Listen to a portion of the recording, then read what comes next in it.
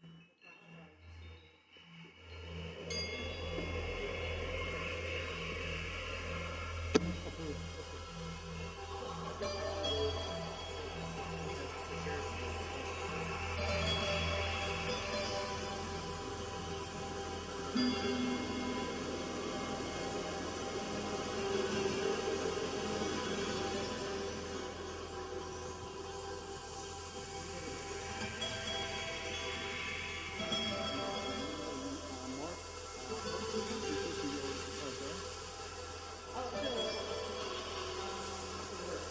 that, I wasn't sure how you can set it up, so normally I do it from my laptop, but since you want me to connect it just here, then put the PowerPoint here? Yeah, might as well, 'cause then you just click on it and it's easier. Okay.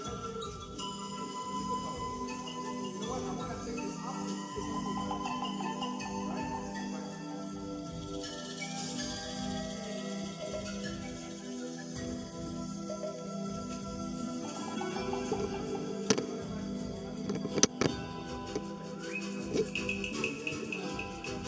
Goldilocks, see, I told you. Yes, 1 second.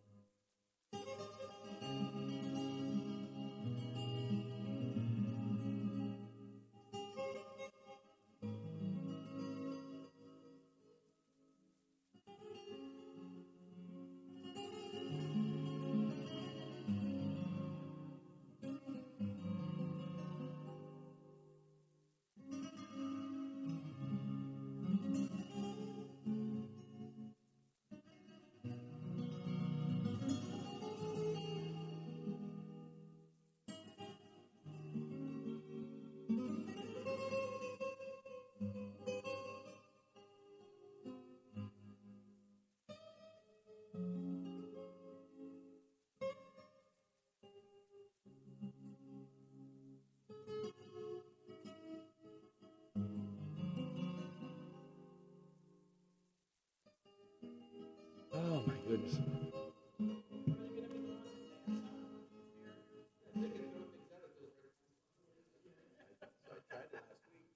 How was it? An alternate.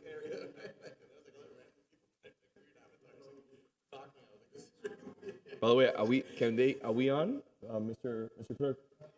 Not yet? By the way, just so you know, there is.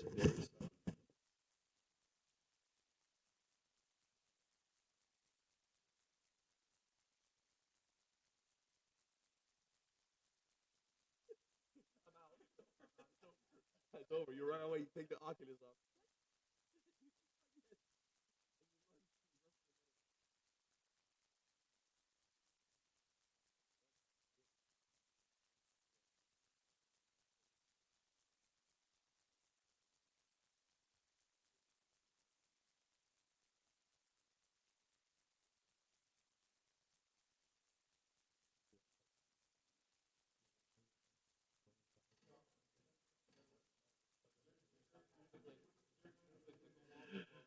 Ay, brother, I wish.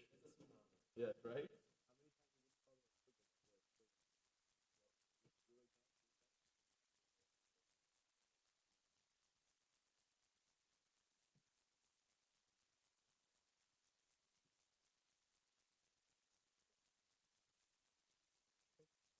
Are we,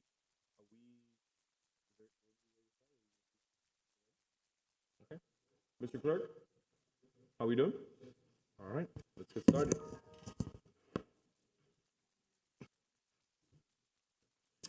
Are we on? Yes, sir. All right, Mr. Clerk, Mr. Manager, Madam City Attorney, my fellow colleagues, everyone who's here. I'm actually happy that we have one person present here who's joining us, but I hope that there are more on Zoom. So before we get started, I want to thank staff, Fred, your team, your assistant director, all the members of the Parks Department have done a really good job putting together an incredible presentation, which is here and is, by the way, completely available to anyone that would like to witness it. If you'd like to have a copy of it, we'll make it available for you. But before we get started, I'd like Commissioner Anderson to please lead us in the Pledge of Allegiance. Pledge allegiance to the flag of the United States of America and to the republic for which it stands, one nation, under God, indivisible, with liberty and justice for all. While this is not a commission meeting, and you know that I always like to start, I know that my colleagues also enjoy starting every meeting with a Pledge of Allegiance. And before we get started, I'd like to, obviously everyone is aware of what's happening throughout the world today. And these are moments that we must, as a country, take a moment to really reflect and give thanks for our democracy and for the fact that we are free in this great country and that we have a sovereign point of view and direction. So I just wanted to make sure that we mention to our fellow friends, neighbors, anyone who lives in this community that's Ukrainian, that we support them in this very difficult moment and that we stand for democracy and we stand for freedom in this great country. And that we will do everything in our power to support those individuals that are going through some very difficult times right now. Mr. Manager, let's get this started. We've been waiting a long time. Mr. Mayor, we have a presentation on the master plan referendum by our Parks Director and by our Assistant Parks Director. Mr. Clerk, can you confirm that bond counsel is on Zoom? And can you also, What's their name? Jolinda? okay. And can you also do me a quick favor, please? Something Commissioner Ford is going to enjoy. Can you make sure that that the Zoom link is working? Can you make sure you advise us on how many individuals are currently on Zoom?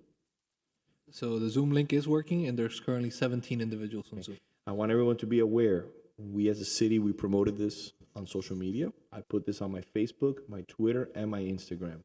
And we made sure that we gave every possibility in thorough advance that everyone had the ability to join us today on Zoom or join us in person. Thank you for being here, by the way. Madam City Attorney, I don't see the person logged in unless they're logged in with under a different name. Okay, let me reach out to her while Mr. Crucero presents. Do you want us to wait, Madam City Attorney? No, it's okay. Go ahead.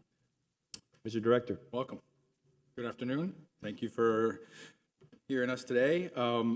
Today we're here to have a sunshine meeting that is kind of a follow-up from an item that we brought to the commission to talk about the master plan and the funding requirements for it and how we would look at getting the funding. There were some questions that were asked and some requests, so we've tried to have this in our presentation to kind of answer some of those questions that we discussed at the last commission meeting when we talked about the master plan and a possible referendum to fund it. So, as you know, as we've told the commission before, we went through this process.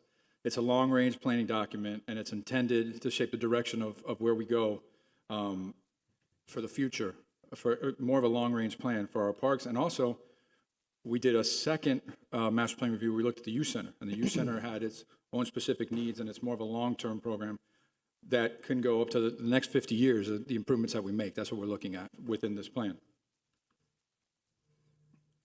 These are kind of the subsystems that we looked at our plan. We'll go through them quickly. We've gone through them a few times. We were looking at improvements in parks and No word? we're looking at parks and facilities, recreation programming, community health, access and linkages, cultural and historic resources, and sustainability and resilience. So that's the vision that was set up through this plan and based on what we did with the community. Here are the steps.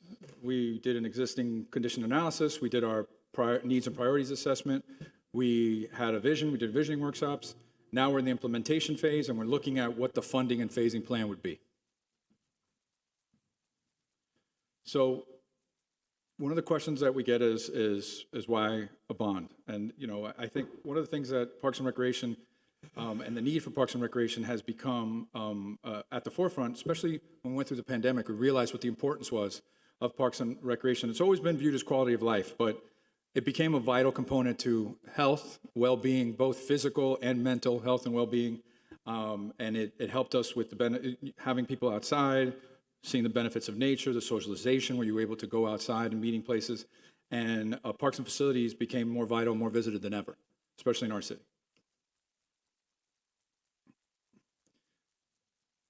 Through the master plan, the funding calls for approximately $160 million through different funding phases. The total requires funds that are not currently available within the budget. A bond would provide that mechanism to have these funds over an implementation period of the entire master plan. So this chart is a chart we've shared with the commission. This is how the breakdowns would be in terms of the funding. It would be in different tranches. Phase one would be immediate needs, high priorities to existing parks and facilities. The second phase would be further advancement and reinvestment of certain facilities plus the War Memorial Youth Center. And then phase three would be new parks and addressing some of the growth and some of the improvements that we need to make throughout our system. So we were asked, you know, what does this money cover? What are the different projects that are going to be hidden in what parts of the community? So we tried to look at it throughout the years of the funding plan. So it looks like, you know, so we look at some of our phases. Salvador Park, for instance, which we finished a portion of that project. We did the playground stuff. There's still improvements that need to be made there. There's sidewalks that are issues. There's fencing. There's a lot of other improvements. So some of the parks that are listed here, which is Pond Circle, Solano Prado, Maggiore, Nellie B. Moore, Toledo and Alava, some of them are brand new parks. Like Maggiore is one that looks like it'll be a fully funded construction. As you know, we started this master plan a little bit before we even started, but you know, we couldn't wait. So we started to put together improvement plans for different parks. A majority of our projects that you'll see in each phase, in each year, there's only really two that are completely funded with everything we need and all the amenities, and those are the ones that are built from scratch, which is Maggiore and Lamar Louise Curry. Everything else, a lot of it is, you know, for instance, J.C. Park. We put in the playground, but there's so many other things that need to be fixed in that park, and the way we have been able to renovate and add additions, it's been piecemeal because we can't do a complete thing, so we have to look at phases and we have to look at additional funding later down the line. So these are some of the projects. You know, one of the things that you see here, downtown civic space, the need for downtown civic space was identified in the master plan. And what it also did is it started putting money in to a funding. So eventually, at some point in the plan, you have those funds that you can then use for some of those open spaces and acquisitions.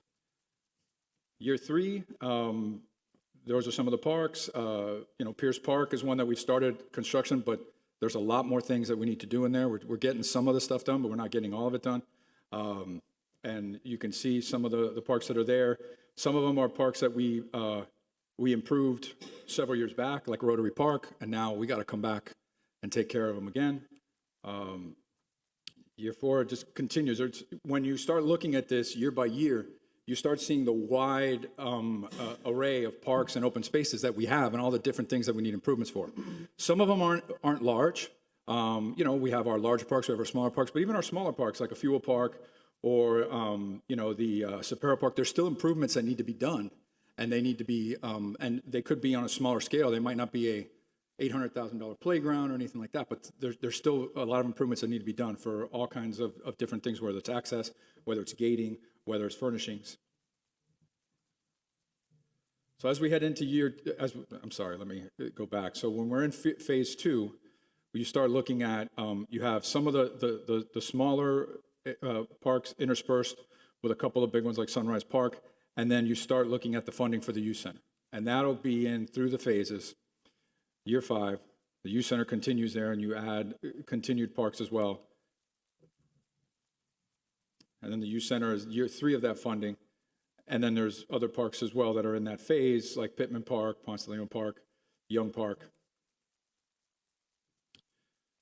And then when we go into year 7, we're kind of out of that second tranche of the youth center, and we go to the final one where we start looking at some of our newer areas that, you know, when we get to year 7 of whenever we start this, it'll be time for some renovations. And there's some in there that haven't been fixed in a long time. In terms of each project and each park, what goes into each park and each project? Because I know that would be a question. Well, what are you going to do here? As you know, our history is we work with the community on what they need and what they want. So some parks in certain communities have playgrounds, some don't. Some have fences, some don't. Some have different fitness equipment, some don't. And it all depends on what we work with the community. But there's still a lot of improvements that need to be made. And you need to look at whether it's furnishings, whether it's the actual playground, whether it's landscaping, heavy landscaping, which is not cheap. There's a lot of things that we would look at through those improvements. Year 9, when we're looking at the project cost, here's some of the other parks. As you can see, we come across the entire breadth of our park system. And then when we get to the year 10, that's when we start looking at, we got to come back around. Granada Golf Course is now going to be like 18 years since we did the improvements, so now we got to come back to that. So it kind of helps us improve everything throughout. And then phase 4, which is the year 11 plus, that funding will be the funding that will get all of our ongoing funding that we looked at before for park acquisition.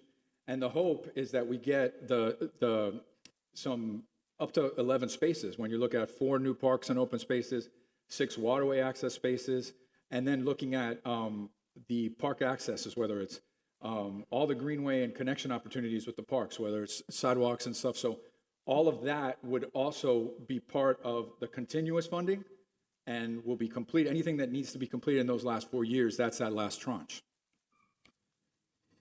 So one of the things that we talked about, and I'll have Diana come on up, she's there, is how much this is going to cost. And then we'll show you a tool in a second. That's how we do it. Yep. Thanks. Good afternoon.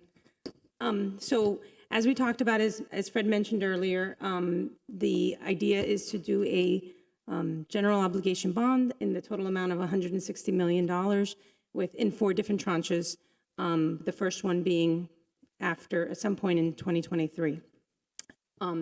This schedule kind of shows you an idea of the costs for the individual home, for lack of a better way of saying it, depending on the taxable assessed value. So for instance, if you just read across a couple of assumptions made here, right? The estimated rates. Recently, the rates were announced that they were going up, so we are, so I also upped the rates here because I don't know what they're going to be in 2023 when we take out these bonds.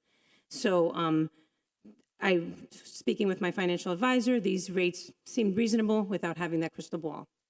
So the first tranche for $51 million, if there's a rate of 3.25%, if a home across the right side of the screen here with a value up to $250,000, which represents about 26% of the values.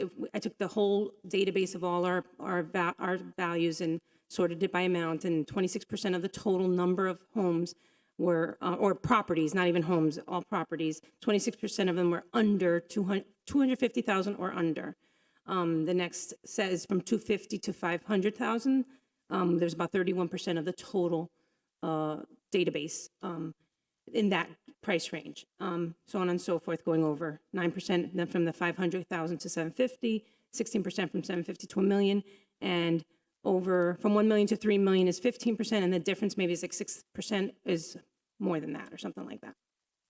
So right now, the current taxes that they pay based on the current millage rate of 5.559 mils is roughly $1,390 for that home. So when we take out that first tranche of $51 million, the amount of tax that will be charged to them for the debt in order to make the debt service payments will be $48 for that first, a year, for that first set up to 250,000 at 250, right? If they have a 150 value, it'll be less than that, but I'm going to the max amount of those little ranges. May I ask you just a quick question? Sure. Oh, I started to interrupt you. It's okay. But when you talk about $48 tax to the debt, you're talking about since we're potentially taking this bond out in several tranches, we're not going to activate the debt immediately, Correct. the full debt. Right. So is it $48 for the 160, or is it $48 for the first tranche? It's 48, so if it goes across, so for the first tranche of $51,000, they would pay $48 in tax. 51 million. Sorry, 51 million, they will pay $48. Just a few zeros. So when we get to the point of adding on the 63 million on top of the 51, it would be 115. When we go to year 7, when we're adding 21 million, it would be $140 total Not cumulative. for the debt. Right. Yes. It's not 115 plus 48. Correct. 115 already included. That's the correct. 48. Yes. That is correct. So you take, right, and the math is very simple. You take 250, go to the next slide if you would for a second. You would take the 200, so for instance, this schedule shows the individual debt service payments for each of the tranches. So when I took that first $51 million out, I need to pay an annual basis $3.5 million in debt service. Based on the taxable assessed values of the city as a whole, in order to generate $3.5 million in debt service tax from the taxes, I need to charge a millage of 0.1919 just for the debt. So that means if you're a $250,000 home divided, so you take $250,000 divided by 1,000 times 0.1919, you'll see that it comes out to $48. So in year 2026, which is year 4 theoretically, right? We've taken out now the 51 million and the, I can't remember the second dollar amount, 63. Up now. Yep. So when you take out both of those, go to the next one again. The total debt service payment is $8.5 million. So when I have to come up with $8.5 million in tax revenue, I need to use a mill rate of 0.4268. So everybody will apply 0.4268 to their taxable assessed value. Wait, 250 divided by 1,000 times that will get us the amount of money per person to get us to that point. So if you go back to the previous one, you'll see then that equates to, in that second year, $115 for that home that's at 250. And while it's mentioned in the previous slide, you don't have to go back. The lifespan of the bond is 20 years.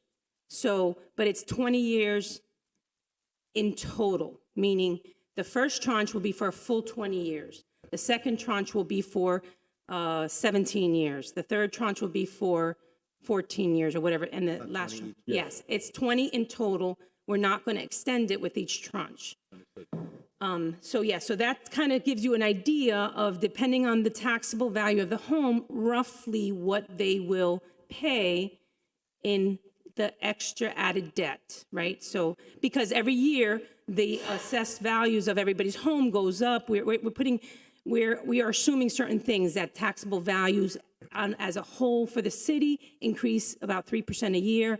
We're putting in that everybody's home probably goes up I'm using 2.5% per year. So I'm not doing it on the 250 in year 4. I'm doing on 250 that's been escalated by 2.5% growth each year, because there's reasonable assumption that everybody's value is going to increase, right? So there are some assumptions that I'm making that I don't know if they're going to pan out exactly, but I believe that they're reasonable assumptions. So this one shows you the different millage rates that will be needed in the different points of the lifespan of the debt. So in the third tranche, which is in 2029, if it's on the schedule that we've been discussing, will be 0.423 mils, and we'll have to, that mill against our taxable values will generate the $10.5 million that we need in debt service. And then the highest mill year, right? So the highest millage rate will be 0.549 for the debt to generate the $13.5 million that we need once all 4 tranches have been taken, and if we've taken the full 160 out. So that's kind of how the numbers work out for the 20-year debt. I have a quick question. So I know you answered the mayor's question, so it's capped at 20 years. And when the millage rate is at that point, do you recall where we would fall when comparing Coral Gables to other municipalities in terms of? Pull up that schedule to see where the millage rate is. I mean, we probably would still be pretty low, because I think that's the whole full service city millage rate chart. I would have to look at it, because if you think about it, we'll be just at just over 6 mils if we don't change the other, the standard tax mill. I can look that up. I don't have that, but I can look that up pretty easily. And by the way, we're the second lowest city, full service.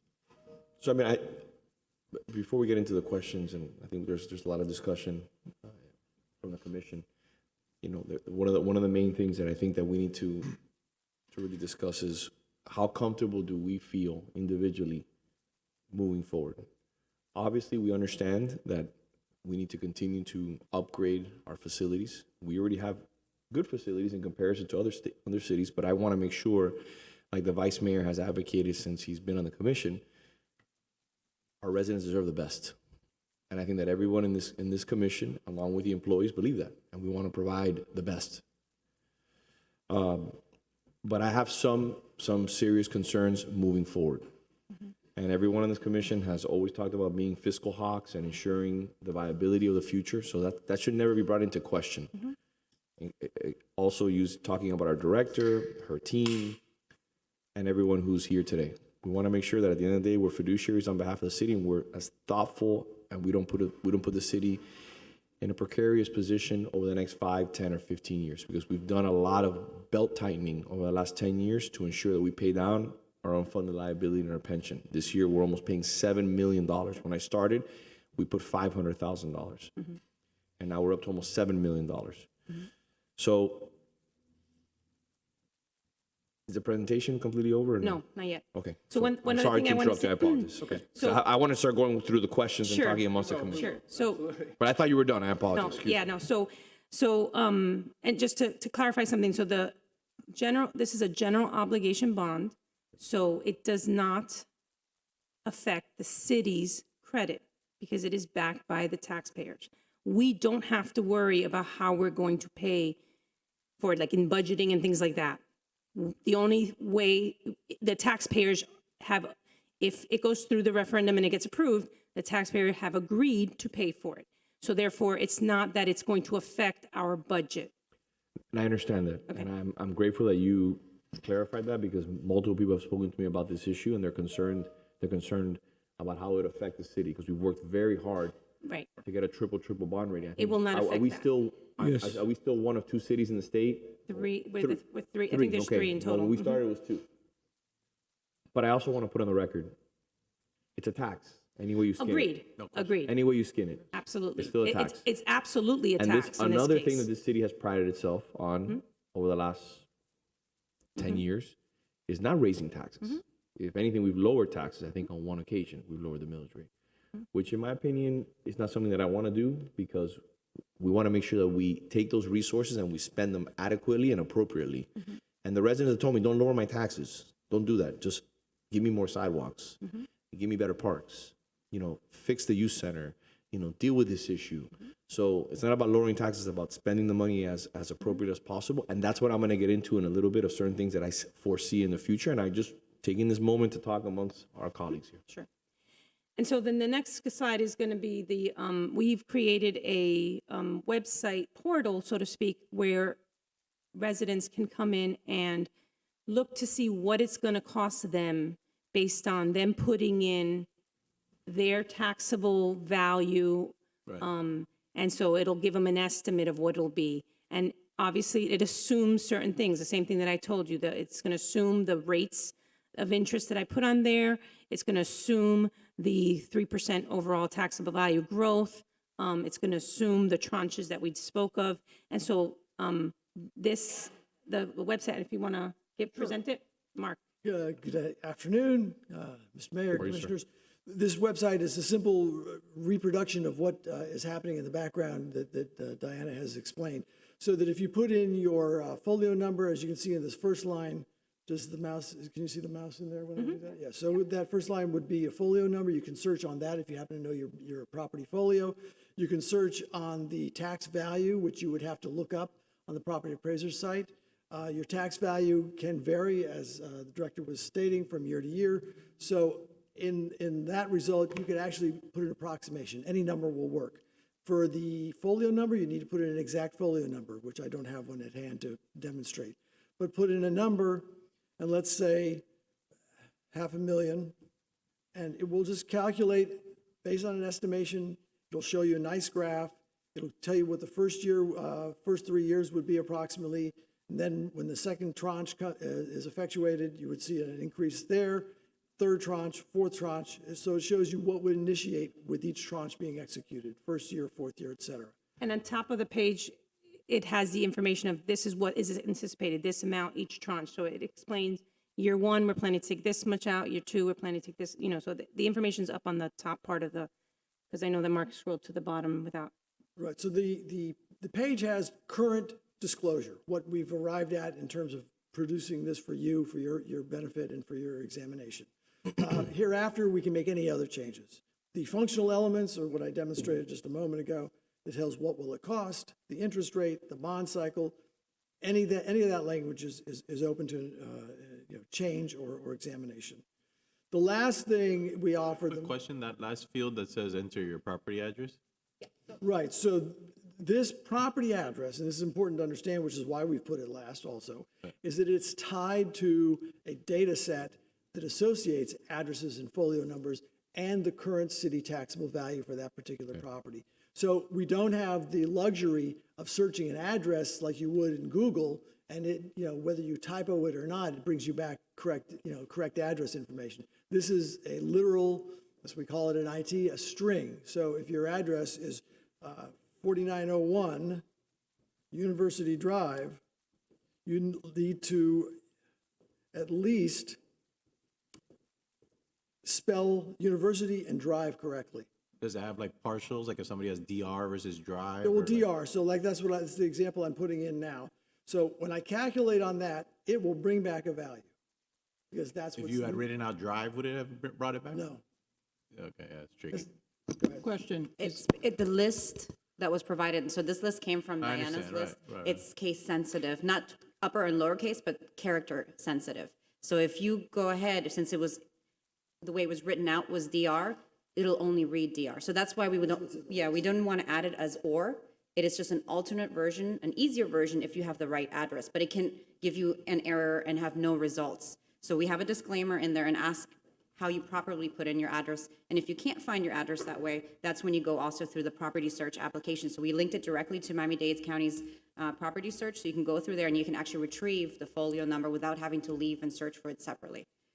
So most of the addresses are standard. We're used to using AVE for address, for avenue, CT for court. So another example here demonstrates that you will get a result without much guesswork if you know your building number, the street you're on, and what the street type is generally called, ST for street, AVE for avenue, et cetera. So we get a result, generally speaking, with not much to do. Can I make is that the final look of the page? No. No, The rest of it is open to interpretation. and it's not live yet, so we are still testing Right. it. And My thoughts is, and we've had the conversation, everything that we make available to the public, I think we should make it as user-friendly as possible. Use the original Apple idea of clear messaging, clear buttons to press, and because we want to encourage our residents to do the search to better understand what this is So this about. tool was custom built from our IT department. Mark Aber custom built it based on the data that Diana provided and the formulas that Diana provided. And this really came about because we ran this through several of our boards. And the question we received from our boards is they really loved the entire master plan implementation, but they wanted to know, what is it going to cost me? And when we showed the graphs that Diana had provided, we're not all financial experts. Diana is a financial expert, but when we have our layperson looking at it, this seems overwhelming, it's confusing. So we wanted to make sure we build something custom where you can be told directly what's going to be your cost, and you don't have to do the math. The system does the math for you, and it tells it to you within the tranches. Now, another disclaimer about this is we were asked several times by board members, well, what if you retrieve other funding sources? So within the couple of years coming up, what if you get grant money? What if you retrieve money from your CIP matrix that we have? How does that affect these tranches? Will it go down? So what Diana explained, and she can further explain, is we're going to take out the first tranche for the full amount. You're not giving money back. But if there's opportunities, you can actually reduce the follow-up tranches. So whether it be the second, the third, or the fourth tranche. So ultimately, they're not going to go up. They can, however, go down depending on funding that we receive. Well, if I may, at the end of the day, depending on the scope and the cost of construction, in the last 6 months, construction has gone up 30 and 40%. So if we continue to head, not saying we're going to, but we continue, and as you can see, as oil today is shooting up, there's a direct correlation between the cost of oil, which is the basis of many of the plastic products that are made. So you can't really say that construction costs are not going to go up. But what we can say that if we go out for 160, we cannot raise it. That's fine. So But we both- have to factor in any escalations, because once the approval is given on the 160, you're capped, and you cannot take out more than that unless you do another referendum. However, the grants and all these other things can help fund those possible escalations and things like that, other funding. Mayor, I believe there's an escalation clause in the allotted document. However, 15%. it doesn't comply. Today's escalation is out of this And world. that's my point on this issue, and I don't want to belabor the point. Mr. Manager, you've been in the world of construction and engineering longer than I have. You've never seen what we're seeing right now. In regards to such an escalation over such a short time period, I've never seen that. It's incredible. I'd like to follow up on that point. Let's say that this is approved, okay? And costs are still escalating. Do we have to take the first tranche, or can we wait until costs come down? So once the 160, so we're just, and Jolinda Herring, who is on the call, can confirm, but who's bond counsel, once we're getting a referendum, we're doing a referendum for 160. We're not saying we're taking this much, it doesn't have to be exact. I think the tranches can be decided at a later point. And when I think there's guidelines for how often, when we're going to take it out, but I'm not sure that that's all predetermined at the time of the referendum. I'm going to defer that to Jolinda. But I do believe that once we take out the money, we have a 3-year 3-year spend down, yes. 3-year spend down. With each tranche. Once we take out the money. Jolinda, were you able to hear us on that? Yes, I was. I'm here. Yes, that is correct. So for the referendum, you want to put in a not to exceed maximum amount of debt that you would issue in the future.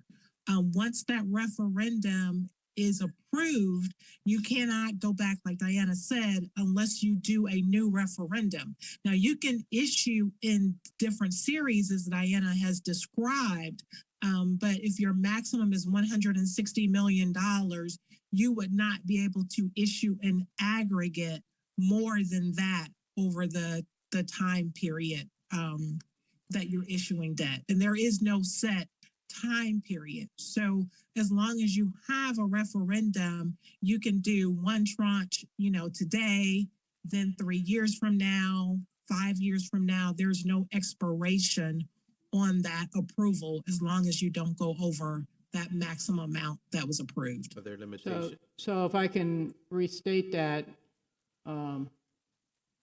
if we decide that after the referendum's approved, that it would save us money, that because things are going to come down in 2 years. Like I had a discussion with someone about solar lithium batteries for homes. They estimated that based upon the demand, in about 2 years, the prices should start coming down. Can we wait the 2 years? Okay. Yep. We can decide when we do it. When we do take out whatever amount we take out, tax law requires us to spend at least 85% of that within 3 years of the date that we took it out. What sort of leeway do you have on the actual proposed items that you will be addressing? In other words, if a cost goes up on something in phase 1, do you have the leeway to cut something else that was in phase 3 or 4 to try to So it would have to have been included in the master plan, but the timing of when you do things, I believe that's a city's choice. And Jolinda. Well, the timing is one thing, but I'm saying if you're over on part of the plan budget-wise, can you just take something out? Right, so if you said the youth center was going to be 5 million but it turns out to be 6 million, and then can I rearrange? Yeah, can you say, I'm not going to do this other park as part of this bond? No, because or you lessen the scope. Right. So Diana, I can answer that. So I think I understand the question that you're asking. And the answer is yes. So for instance, if you do tranche 1 and you go over the amount that is needed or that you thought would be needed, you can put a portion and finance a portion of that project under tranche 2 as well, because those projects were approved. Does that make sense? yeah, that part makes sense. What I'm wary of and just want to be careful about is promising to deliver something as part of the plan that you then have to hypothetically cut out.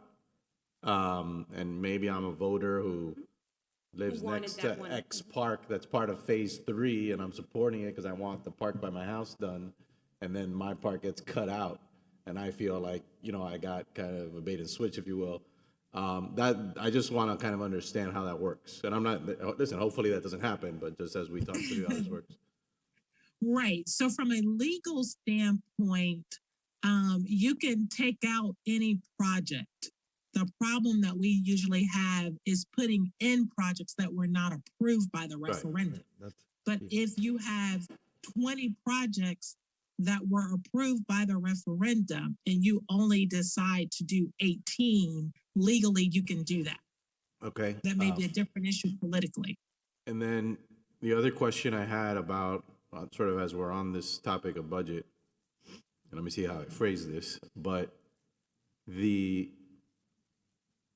projects you kind of highlighted in the different phases for us at the beginning here, Fred, how many of those projects would already be in line for being addressed as part of our regular budget cycle if this referendum were to not happen? In other words, and let me kind of like give you sort of where I'm coming from.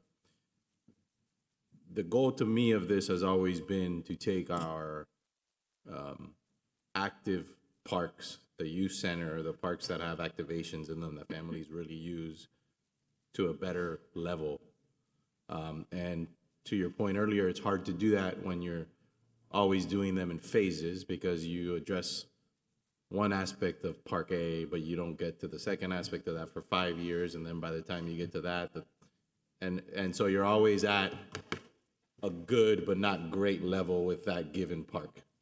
So the goal has always been, to me at least, to try to elevate that. And to do that, you kind of have to expend the money at one time, if you will, to do the whole park. But there's a lot of things in the phases you described. Yeah, I use Alhambra Tower as an example. Obviously, Alhambra Tower is important. Nobody would suggest that, we shouldn't maintain it and all that. But is that not something that, as part of our normal budgeting process, would get addressed? In other words, does it need to be part of the referendum? Because one of my concerns, and again, I'm in favor of trying to elevate our park system and put out a referendum item that people would want to support, is if there's a way to bring the dollar amount down and make it more palatable to people so that when they do go into the little calculator, they're more comfortable with whatever the number is. And so that's why, I don't want there to be things in there that we would address as part of our normal budgeting anyways, because to me, then our taxes are likely going to still be the same.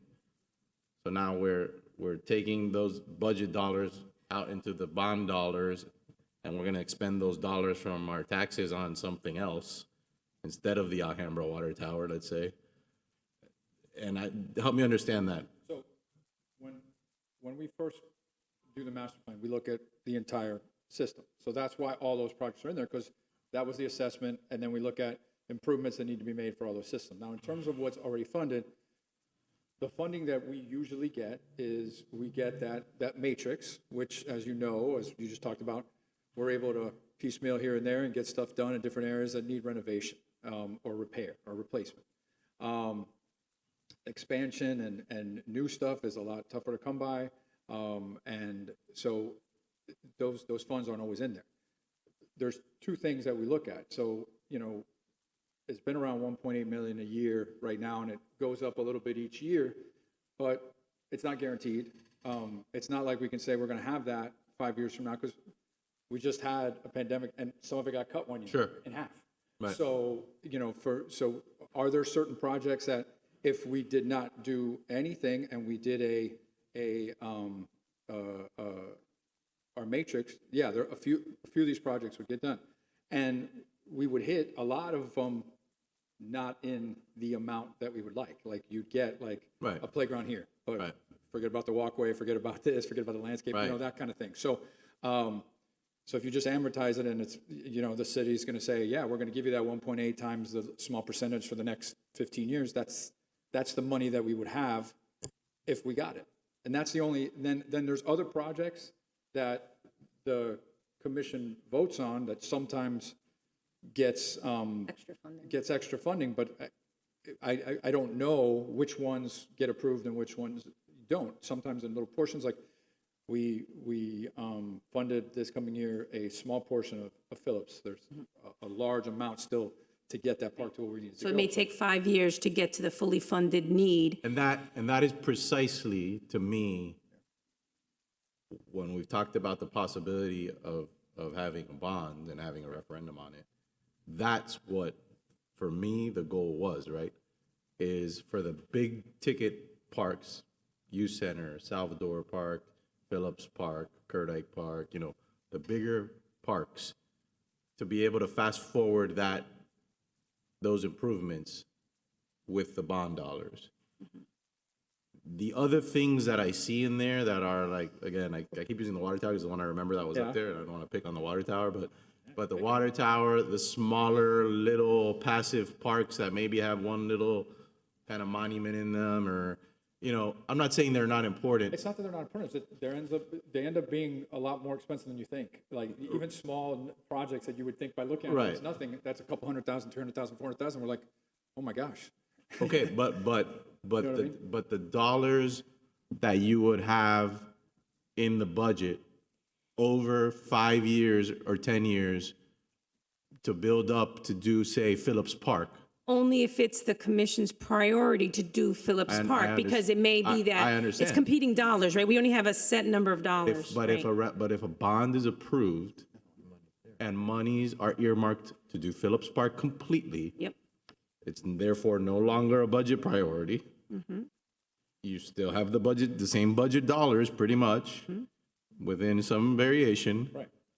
Now, those budget dollars can be used for the smaller passive parks, for the I see. water tower, for things like that. So If that's why those I'm are the- saying I right. don't want to just dump every wish list item into the bond.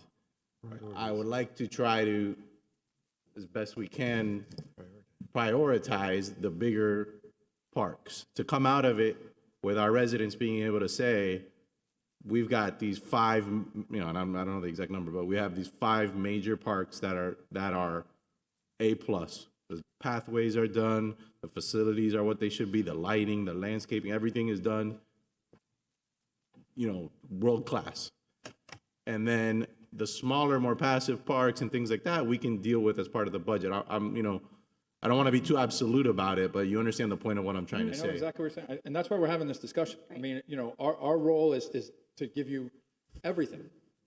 That's what a master plan is. You look at everything, and that's why we have this discussion, to look at if that number is not something that is what we want to move forward to the city, we work it, we workshop it. That's what we're here to discuss. correct. And we look at it. For us, as the park in the community recreation department, we're not saying it has to be this or nothing. What we're presenting you is presenting you the entire menu, as I think we should. Because if we didn't, you'd be like, well, what about this park? What about Sure. that? Well, they're all here. So it'd be great that's why we're here, to get the direction. Because we're not saying, yes, well, we understand the amount, and we understand that there is going to be discussions and possible adjustments and changes, and we're here for them, and we're ready to do what needs to be done on that respect. Before we continue, very quickly on a side note, I had a resident who's watching along text me, who's having trouble finding the Comprehensive Recreation Master Plan on the website. Does anybody have any advice where it can be found? We don't have to interrupt, well, unless you know exactly where it can be found. Because of this, we're actually rebuilding that portion of the page because we put the stuff for the referendum on hold. We're also finishing a consulting agreement with somebody who's going to assist us with the marketing materials and the vision for the referendum. So we've kind of put it on hold. Once we are given the blessing, we can go ahead and build it. In the meantime, we can go ahead and just put it in the general parks page so it's accessible. But we're talking about this? This master plan, Okay, correct. So it was going to be all part of one comprehensive page within the city's page, but to make it accessible right now, we'll have it on the general parks page by tomorrow. Okay, along with the slides that you've been showing us? Yes, in the slide And presentation. one last question, and this is Diana's territory, to see if my math is correct. See if my math is correct. Right now, we have 20-year 20-year bond. issuant bond. And if we're spending 1.8 million per year on the parks, would it be correct to say that the amount of money that we're seeking in this bond, it would take us 88+ years to get the job done? I mean, I just divided 160 million by 1.8. If you only use the matrix. Now, if there's additional funding, as she talked about priorities, then that would be But we do have additional funding. correct. That's what I I'm mean, saying. again, it's not as significant as we need. I mean, we wrote a piece of legislation that puts 0.5 onto every additional development project, which then was broken down at the vice mayor's request to be broken down 65 to acquisition percent, 35% to renovation of certain projects. So there is other ways that we are bringing Yes, money in. but we don't know what those amounts are going to be. I understand. They're It's up after at- the fact, right? We know what we get each year, and yes, those amounts get applied to the park's needs. So, But my problem with that, and it goes back to the vice mayor's comments. So I wrote that piece of legislation, and the point was that of that legislation was to allow for it to be a boost to our funding strategy. I haven't checked, but I imagine that when that money started coming in, we said, okay, so we're usually giving 1.8 million to the parks a year. Maybe we don't have to give 1.8 million from. we haven't reduced your. During the pandemic, it was reduced, but. Right, but that was, everything was reduced in the. But I'm budget. not saying it's been reduced. Right. What we're funding. What I'm saying is, if we would have been taking from taxpayer dollars from the general fund, $1.8 million for the parks before this piece of legislation was written, now you have an infusion of money that's coming in from development projects. You don't have to allocate that amount of money because now you have the money that's coming in from these projects.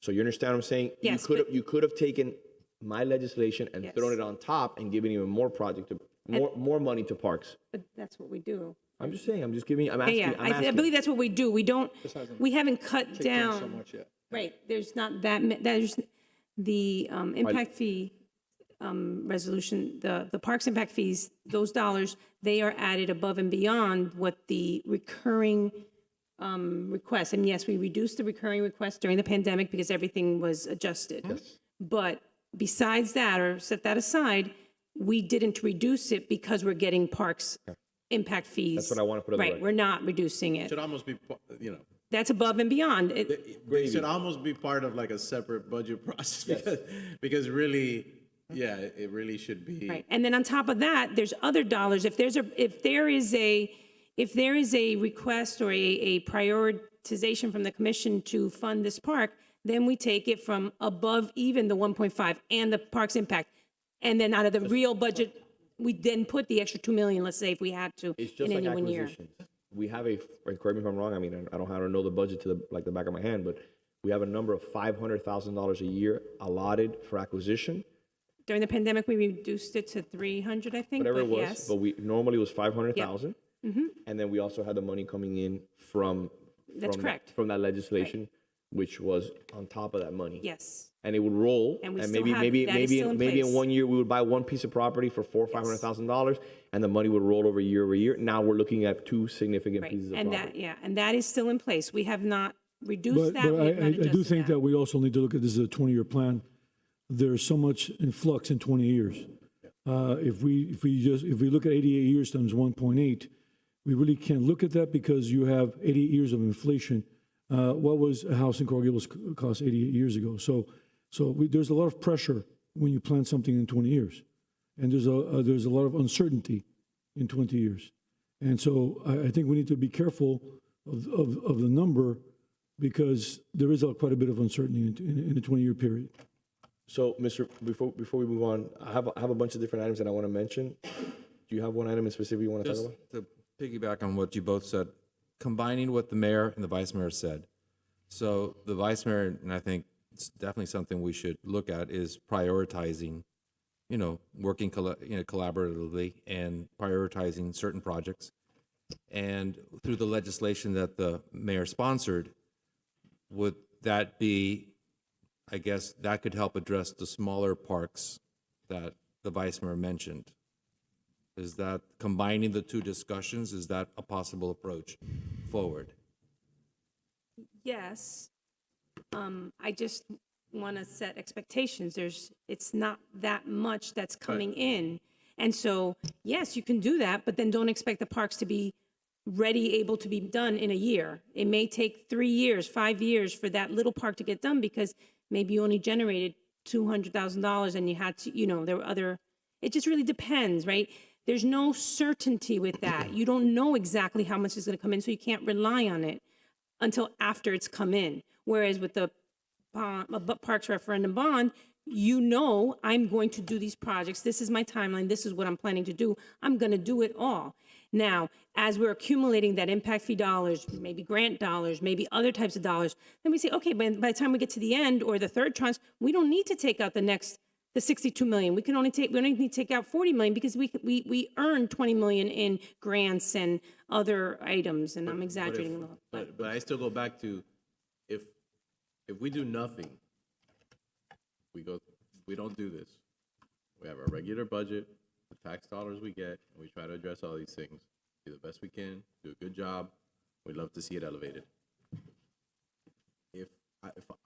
If we do this and eliminate the major parks, the youth center, Phillips Park, Salvador, basically, I don't want to say completely eliminate, but close to eliminate it for the next 10 years from the regular budget process, then you're freeing up those budget dollars to be able to address the smaller stuff that you wouldn't otherwise be able to address as well because you have to budget for Phillips and Youth Center, et cetera. So that's why, to me, as I see your presentation and as I've thought this through, you know, well, I think what the guidance we need to give you, frankly, and based on whatever comes out of our discussions is, I think we should take the following things out of the equation for purposes of the bond, bring the number down, because I am sensitive to what the mayor said about,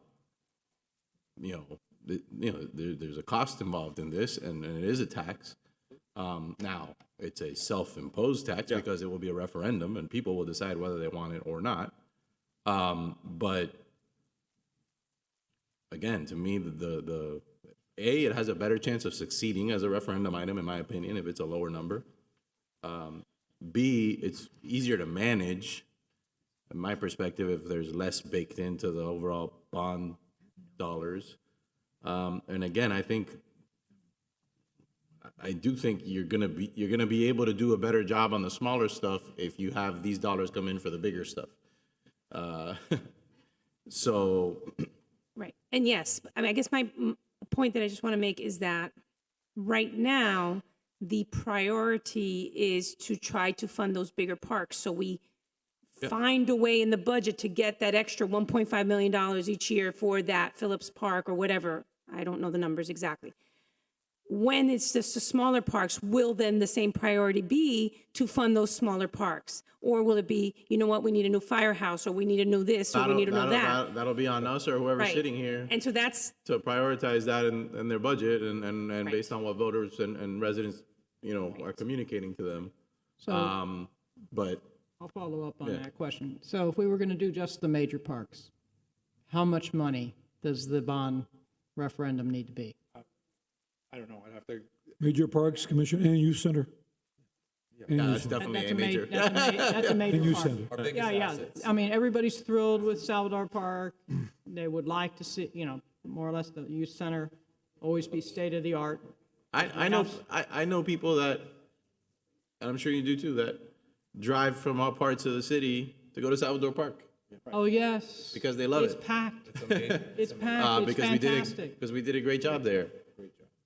I think we've talked about this, that geographically within the city, and it's not a huge city, but nevertheless, you should have that sort of amenity in the different sort of quadrants of the city. And I think if you have Salvador in the northwest, Phillips in the northeast, Kerdijk in the southwest, and JC in sort of the southeast of the core part of the city, like now you have a real, you really elevate those four to a level that I think they should be at, plus the youth center.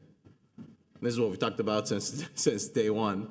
That to me is the goal number one here. Right. depending on the youth center, which we've talked about. Which is a tough what one. option, which ranges anywhere from, for the options that were presented through the master plan, ranged anywhere from 37 to 42, around there. We have it in here, but, and then you look at, like, we've done an estimate on Phillips Park at the time. I don't know what it'll be now. Sure. But it was close to 7 or 8 million, depending on what you put in there. And so your bigger ones, where you're getting to the point where just a playground, you're gonna get close to $1 million if you have anything that's a little bigger and you have to put shade structure and everything else. So big parks like that, without, I don't wanna say, because I don't know what the numbers are gonna be in terms of a full estimate for all the services, but you could be looking at anywhere from, 6 to 8 million on those parks, depending on what you want to do. Right, I mean, Because here's the thing, here's a caveat, like, for instance, we haven't gone to the community, let's say, for Kerdijk. So if we go out to Kerdijk for the community and we want an elevated park, well, one of the features that's not in there that you need to make it elevated is a restroom facility. So now that's a big construction cost that goes on top of, because it's all the plumbing and everything else. So those numbers can get pretty high depending on what you want in terms of the amenities that the community wants. so can you peel off the money that you've estimated for the smaller parks and get back to us? Yeah, we can pull it off. Can you actually, Anything else, Commissioner? We can come up with a plan for just just the big ones. you can enumerate based on the amount of money that's needed and work our way down. That way, if money shows up for Phillips Park, let's say in 6 months, you go to the next park or the next asset on that list. That way, we don't have to keep on coming back. So what we would be looking at would be the major parks and the youth center. Yeah. No, but let's be careful though. So I think but more than saying only the major parks, I want to say help us prioritize and eliminate the smaller stuff. If there's something other than those major parks that we think is very important too, and should be included, let's talk about those. There are. I'm not, I don't want to be like too draconian about it. So Understood. Walk us through that and help us understand that, because I think that's important. We can do that. Any other questions? So I think what we're looking at is major parks is taking this plan and trying to deduct the monies that we currently have or that we project to have and come up with a lower number using those projections. I think that's what that's what you're saying. Is that Or is that right, Vice prioritizing Mayor? by project? I don't know. Not exactly. I don't think it's exactly what you just said. No, it's Prioritizing the projects. let's focus on the major ones. Yeah. And we'll deal with the smaller stuff in the ordinary budget as we would otherwise, but you're gonna have more dollars at your disposal in that budget if the major stuff is approved and there's a bond for the major stuff. So let me. Excuse me, Mayor. Yeah. Go ahead.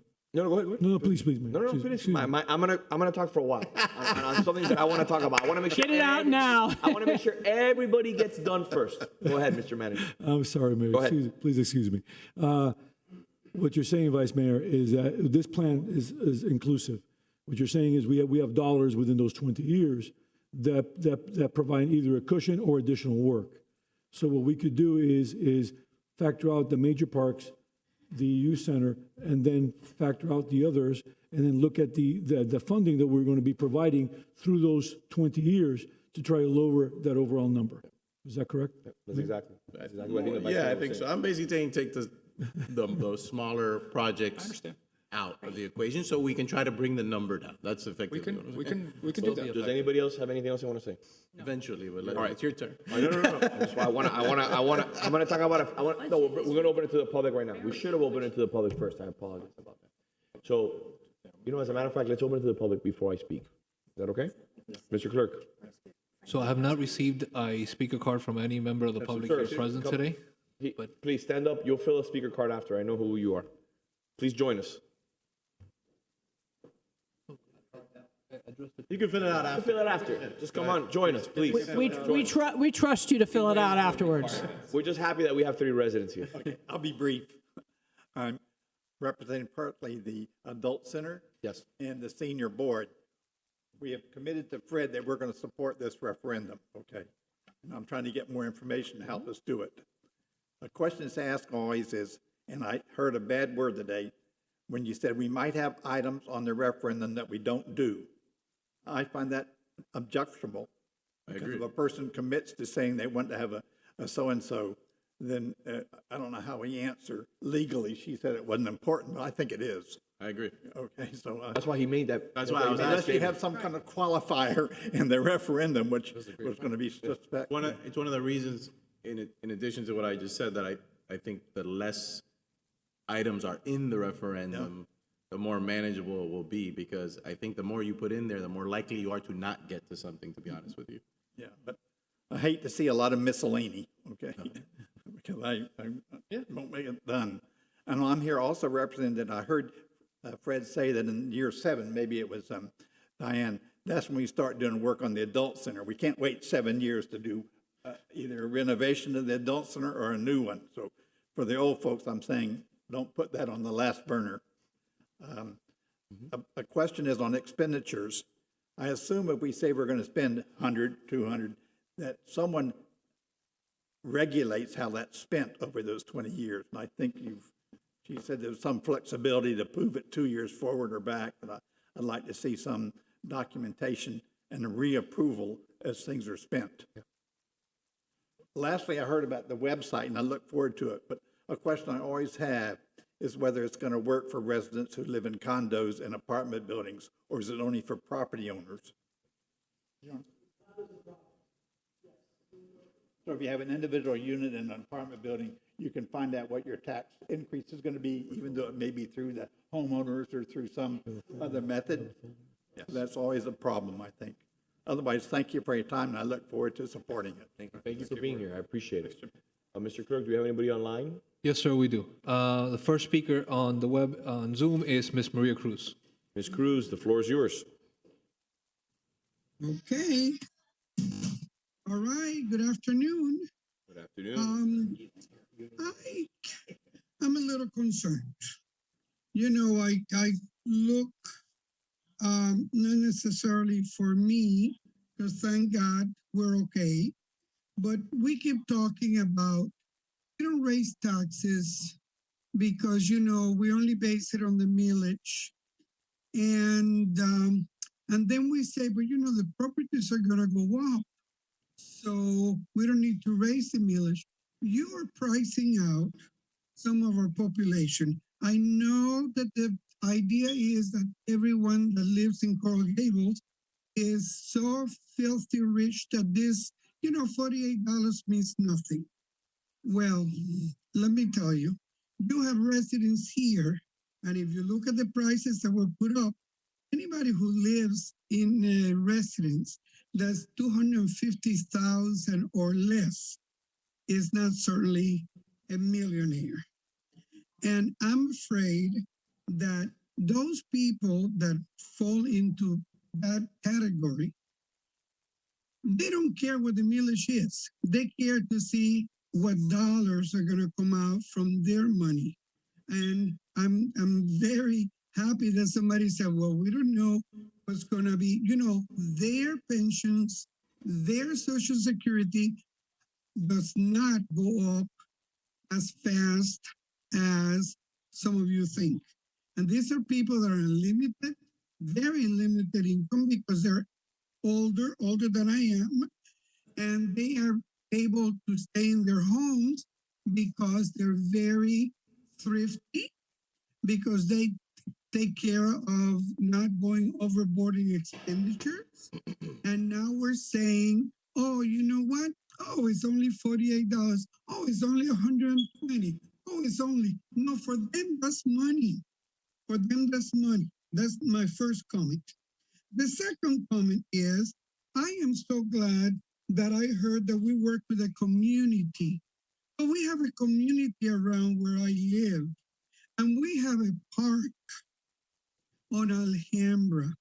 And we have a park that when we went to those beautiful meetings, we were told to look at Ingram Park. And this was going to be a mini Ingram Park. Well, it's not even a mini little Havana Park. Because you know what? There was no money for this, there was no money for that. We were supposed to have an area where we would have some shadow, some shade. We were supposed to have a misting system. Oh my God, we were supposed to have so many things. And you know what? There was no money left. So we were stuck with what we have. And of course, it's not even listed on the names that I heard today. Okay? Something as simple as, you know, this is a walk-to park. And we don't even, from the day it opened, we said, we need a crosswalk. So parents with kids can go across the street and not put their lives in jeopardy. Guess what? How many years now? There's no crosswalk. There's nothing. So, you know, it's very hard to support something that when it came to us, there was no deliverables. Okay? And I'm sorry. You know, we're talking about beautiful things. I thought that, you know, now the emphasis is the big parks. Well, you know, what about the little parks? What about our Alhambra Park? Why is it still lacking all the stuff that we were promised? And you know what? I don't have little kids, so I'm not asking for me. I'm asking for the people around here. We have a whole bunch of younger families around here, and the mayor can tell you that park is used, okay? And it would be used more if it was what we were promised. That's number one. Now, Palm Circle Park, was that not something that was going to happen because the developers were going to make it beautiful, or did we forget that. I kind of remember hearing that was going to be done by, I guess, the wonderful developers that have come up with a beautiful building that overshadows every property around. And I thought that's where, when it was called Agave, I think, they were supposed to be doing something in Pond Circle Park. I guess now we, the taxpayers, are going to do it. I'm telling you, with my good faith, cannot support something that doesn't come through. And I got a little concerned when we heard that legally you can drop off stuff on the list, but it may not be politically correct. No. If you have a list and you say we're going to do this, you know what? Maybe the big parts can get a little less so you can cover everything that you promised. Because if you promise to do, you need to deliver. Don't do to the others what you did to our park. I don't care about legally. I don't care. I think it's unethical to even think that, oh yeah, we can take some off. The commission can decide that is not important. Let's do it off. No. I'm sorry, guys. I will not be supporting this unless I can see that what you promised is what we're going to get. And let me tell you, we're in a year where the school board is going to have a referendum for money. We have a year where not everybody's back to normal yet. Listen, you need to consider that this may not be the best time to put out a referendum, okay? You are really pricing people out of this community. Thank you, Ms. Cruz. Thank you. Next speaker is before we move to the next speaker, Fred, would you assist us in understanding? She said there were certain elements that were missing from Alhambra, from the Blue Road open space. I guess she's talking about the Blue Road. No, Betsy Adams. Betsy Adams. I apologize. Yes. Can you give us an idea what were the items that were missing? Well, it's kind of what we're having a discussion for today. Ingram Park was done first as a standard from, I'm not even sure anyone on this commission was here for that. I don't know if you were here when Ingram was perhaps with a prior city administration. And when we looked at the next park, which was Betsy Adams Park, the budget was extremely high. So there was only a certain amount that could be financed, and those are the elements that were put in there based on the budget that the city had. We have gone back and since then and added a couple of features that we had discussed with the community, and we've added a couple of extra things as we've had funding to add more. But that's what it was. We couldn't fund it to that Mayor, level. that park was done when I first got here. The land was almost $1 million, and the improvements at that time were about $800,000. So the initial cost of that park was about $1.8 million, and it was much higher than that. So we brought it back down to under $2 million. Mr. Clerk. Next speaker is Mr. Alberto Manrara. Mr. Manrara, good evening. The floor is yours. Good afternoon. I first want to start by saying that I support any plan that the city may have to improve our facilities and to allow us to enjoy many of the benefits of living in Coral Gables. But I want to take you to the community visioning workshop that the city held at the youth center back in October 23rd and 24 of 2019. Now, 2019, this was a period basically just before the pandemic started. If we can use March as the beginning, March 2020 as the beginning of the pandemic. But at that time, in that meeting, which I attended both sessions completely, there was a discussion, principally because I brought it up, of converting Granada Golf Course into a major world-class park for the city of Coral Gables. And in the context of what you're discussing today, the beauty of converting Granada Golf Course to a park for our city is that the city already owns the land. You don't have to pay extra for it. The taxpayers don't need to be burdened with additional costs to buy this land. We have approximately 61, 62 acres there. I know it's controversial, and I know it wouldn't be an easy thing to do It would require some work. But you know, if Meg Daly could convert the space under the Metro Rail into an underline, and she had to deal with federal, state, county, and then various municipalities to get it done, I can't imagine that converting a park that is entirely, or a piece of property that is entirely within our city and owned by the city, that would be much more difficult than doing the underline. But I want to point to you that, and most of you I'm sure have traveled, you've been to New York City, and you probably cannot imagine New York City without Central Park.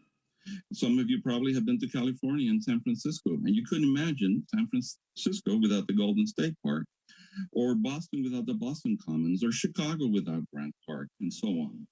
And I recently was studying the life of the person who is generally credited for inventing landscape architecture. And the name may not necessarily roll off your tongue, but you've been and seen his work. If you've been to New York City and have been to Central Park, or if you've been to Stanford University and you've walked their grounds and seen what he's done, or if you visited Asheville in North Carolina and have been to the Biltmore House, those were all Frederick Law Olmsted projects that he devised and built. And reading his life, you can't help but get excited as to what it would mean for our city if we had a park that was significant. The youth center is wonderful, but it's a sport activity place. Salvador Park, with what the park department has done and the city has done, it's outstanding. It's full of children. I've taken my grandkids. They love it. It's full of people all day long. The other night, I went to an event at Phillips Episcopal, a night event for the Florida Grand Opera, and Salvador Park was filled at 8:30 at night. It was amazing. It's wonderful. All those things are good and important. But you ask anyone, name me a major park in the city of Coral Gables, and there isn't one, unfortunately. And converting Granada Golf Course into such a park would really be a life-altering event for us in our city. Now, Mayor Lago and Commissioner Mena and Commissioner Forrest, I spoke to the three of you individually about this concept back at the end of 2019, or maybe just before the beginning of 2020. I also met with the city manager, and the city manager was open to the concept from the perspective of at least considering it. I never asked anybody to approve it or support it. Just, would you be interested in at least recognizing the project or the concept? And in order to put my money where my mouth is, I said I offered to put personally $50,000 of my own money to help raise maybe another $200,000 or $250,000, so we can hire the proper consultant and make a study as to see the viability of what a park could be in the Granada Golf Course. I know it's going to be controversial. The 85 or so property owners who front the Granada Golf Course at first may not be happy. But you know what is interesting? In every single city, without exception, where a park like this has been built, the abutting property owners enrich themselves because their property values skyrocket, because these parks become a very attractive amenity for everyone to enjoy. So in the short term, they may be not happy with it, but in the long run, they will do very well from their property. And this major park could answer or address many of the things that we're missing: bike trails, jogging trails. How about legitimate dog parks? A section that's for big dogs and a section for small dogs, quiet areas, wooded areas, walking trails, maybe even a lake. And I just think that with this opportunity of now discussing what we could have for our parks in the future, to not give the conversion and the use of this property, this wonderful property that the city already owns, into becoming a major park for our city would be a wasted opportunity.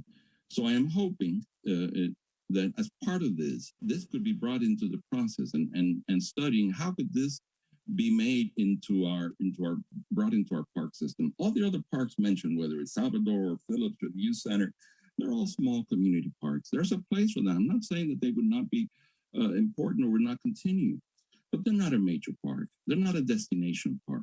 They're a community park, a neighborhood park. We do not have a major park in our city. And that is, if anything, that is a major deficiency of the city that we should be. And I know no one in the dais No one in the city staff would say that you don't want to work and strive to have Coral Gables be an important city, not just in our local community, but in our state and perhaps in the country. And so I'm hoping that at least this would be considered. I have not had a chance to speak to Commissioner Anderson or Commissioner Menendez about this. I've been hoping to do it with this whole COVID thing. If everybody's life is kind of upended. But you know what COVID did at the very beginning? And it was kind of interesting.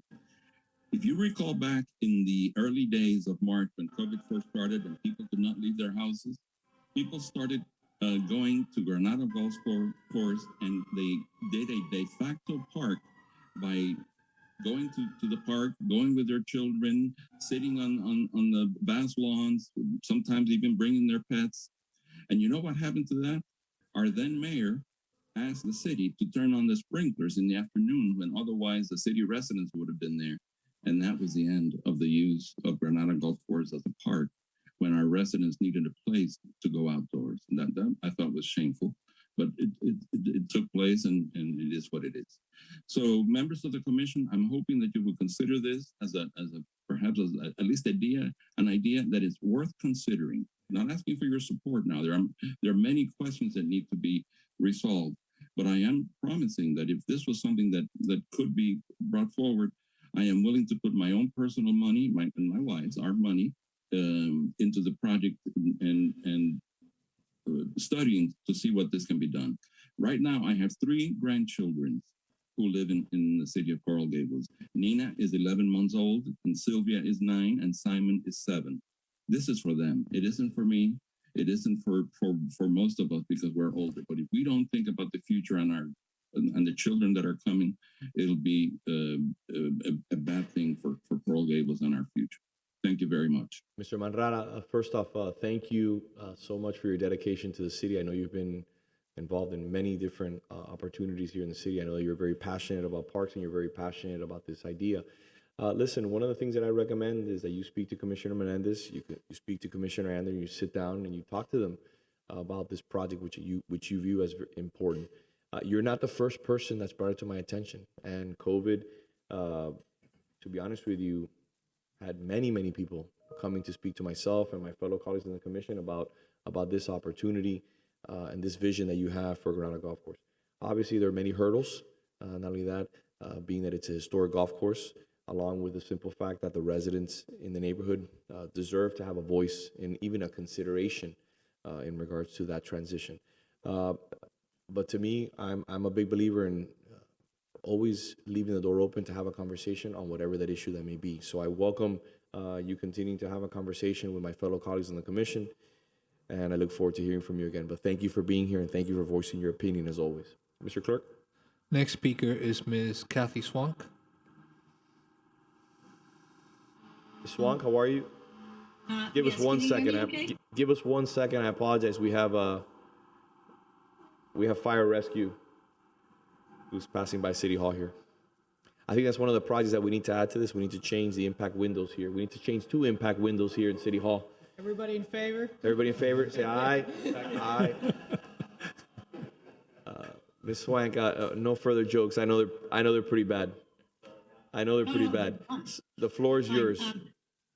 Well, I have to thank you, first of all, because this is my first time doing a Zoom with any of the city issues. And I want to say that in general, I think that the bond issue is fantastic. I think the amount of the money is appropriate over the years that we're talking about.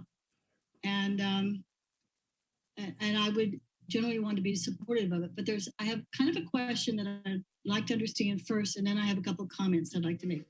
My question is, if I were to be able to go and look at this, the bond referendum plan, would it specifically talk about what's planned for the different things that have been identified, or is it a big picture? Mr. Gusero, I mean, you could probably give a better explanation. Well, it's a little bit of both. You start off with the conceptual plan of what you're trying to do at each facility. And then obviously we look at input and we do things. I don't know, Kathy, if you're referring to, because I know Kathy's one You know, of I'm a big, our you know, tennis I'm a big players. tennis fan.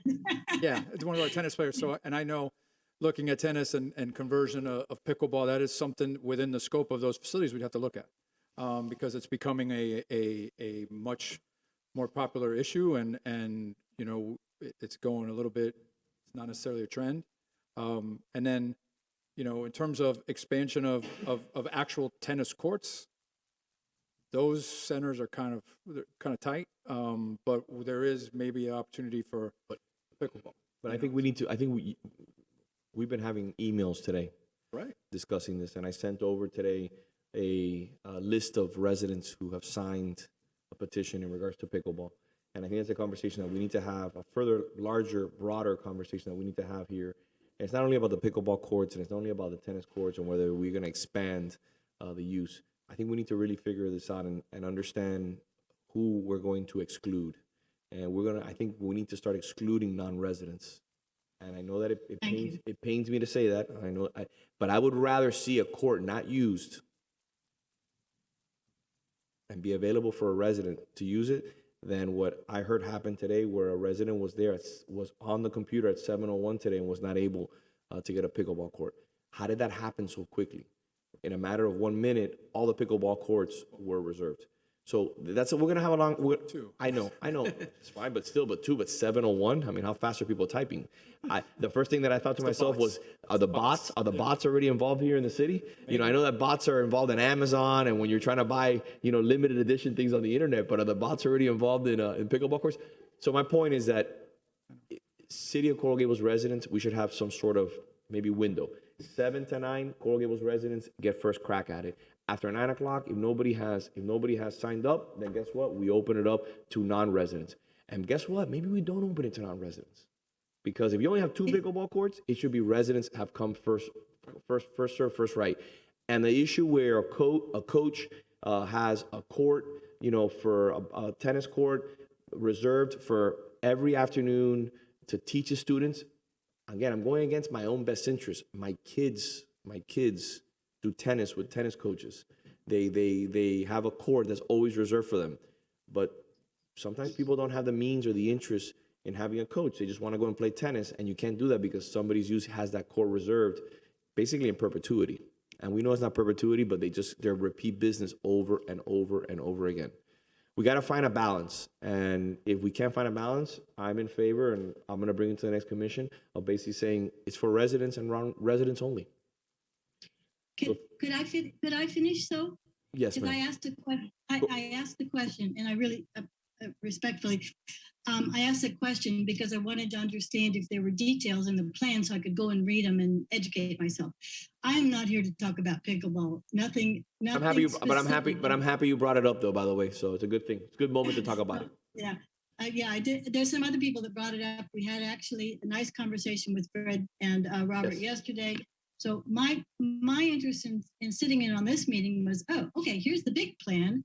I'd like to see what's going to be happening to the parks that I love the most, which is specifically Salvador Park, which when you all talk about it is the playground. When I talk about it, it's the tennis courts. So here's my thoughts. And one, please make sure that this bond issue makes a point to pay back the county for whatever dollars they gave us somewhere along the line in the past that allows anyone from Miami-Dade County to become a member, i.e. a pass holder, an annual pass holder, because there are way too many non-city members taking advantage of the best deal in the county. And the courts are becoming very difficult for members and city residents to book, which you acknowledge, and I appreciate that. 2, please make pass holders / membership meaningful for Coral Gables residents. When we do this, we pay an annual amount in advance. Somebody might say it's a discounted amount. That depends on how often you play on the courts, whether it is or it isn't. But regardless, we pay it in advance. And then we also spend a lot on lessons. We bring our league teams there. I captain a team out of there. So whenever we play at home, there's revenue coming in from the teams that we play. Ma'am, just one Yeah. second, I apologize, and I want to put this on the record because I knew that we had taken money from the county before, which then limited our ability to do certain exclusions. How much money did we take, Fred, from the county? I don't know, but Just a few rough. 100,000. Okay. It wasn't Can that you do much. me a favor? Can you do me a favor in regards to this issue, Mr. Manager? Can we figure out in the next budget so we can? Is there a possibility that we can pay back the county? Is there a sunsetting moment for this, or is this in perpetuity that we have to allow access to our tennis courts? So we looked at it a couple of years ago. This came up probably about 6 years ago. We had legal look at it. There was no opportunity at the time when they assessed it to go ahead buy it back. Unfortunately, it's not in perpetuity, so that's good. I believe it was 20 or 25 years. We're almost there from when the money was taken out originally. It wasn't just for those courts. It was a bulk package. It was over $1 million because it included certain parks, and it had language in that it had to provide equal access to all, which means financially in Miami-Dade County because it was a county bond money. So we can look at it again with legal, I think. So and I would really reevaluate. appreciate it to look at it, and if I have to sit down with the county mayor, I will. But do me a favor, please, and I want to make sure my colleagues are in favor. Do not take any money from the county in situations like this. I'm sorry, because I have gotten so many pickleball and so many tennis emails that now they're literally coming to my house to talk to me about tennis, and I don't have an answer. And when you tell somebody who lives in this community that they can't have access to their own facilities, it's kind of infuriating to them there, and they're not willing to accept it. So we have to really be careful. Again, no one here is to blame at all. Understood. No one's to blame. We're just having a dialogue here because we need to find answers to. Again, we can have the best facilities, but if our residents don't have access to it, I mean, look how nice Salvador Park is right now. Fantastic. But if you want to go use that facility, and we give the vice mayor a lot of credit for his efforts in regards to that and his leadership. But if you want to play tennis there, you can't get a tennis court. You can't get a pickleball court. So if I want to take my kids there to enjoy that park, they can enjoy the park, but I can't use the pickleball court. That's kind of tough to swallow for certain people. Okay, if I could, thank you, I appreciate that. I think you also need to know that most of the people who play tennis on a regular basis at Salvador Park tennis courts are open to reasonable fee increases, separate and apart from the bond issue, but not until non-residents and walk-in players are assessed a greater share of the facility costs to maintain and expand the facility. I believe as residents, we're already, paying more via city taxes. So, there ought to be some equity there. I'd also like to, third, please allocate funds as part of this new plan to significantly update the really antiquated Parks and Recreation online booking system for tennis courts. I'm not even going to go any further on that because you already mentioned, Mr. Mayor, that, you've gotten comments on it and what we all go through to get up at 2 minutes before 7 a.m. in order to get on the computer and get a court. Okay, so that's just that. Lastly, our tennis community was led to believe by those who participated in focus groups, and I was one a couple of years ago when you were getting ready to try to put this plan together. We were led to believe that after Biltmore Clubhouse was updated, Salvador tennis facilities would be next.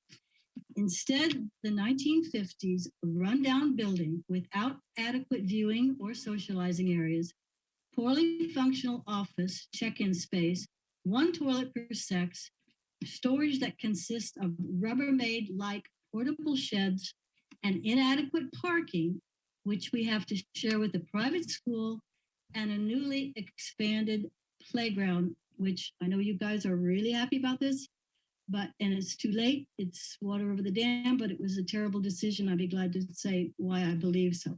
But anyway, we're in the middle of a very small, of a residential area. So now the school and the tennis courts, and we were sharing some parking with, a small little undeveloped, park, and now it's become a nightmare. So the facilities themselves, this is the home of the International Junior Orange Bowl tennis tournament that people come to from all around the world. And the postcard that they send home to their families, and the pictures they post show this, you know, terrible looking building and just a facility. And I'm talking the aesthetics of the facility. Robert and Fred and everybody do a wonderful job keeping up the clay courts, and they are high maintenance, more so than hard courts. But those of us of a certain age, we really like our clay courts, which is another reason why we're all upset that Biltmore was improved first.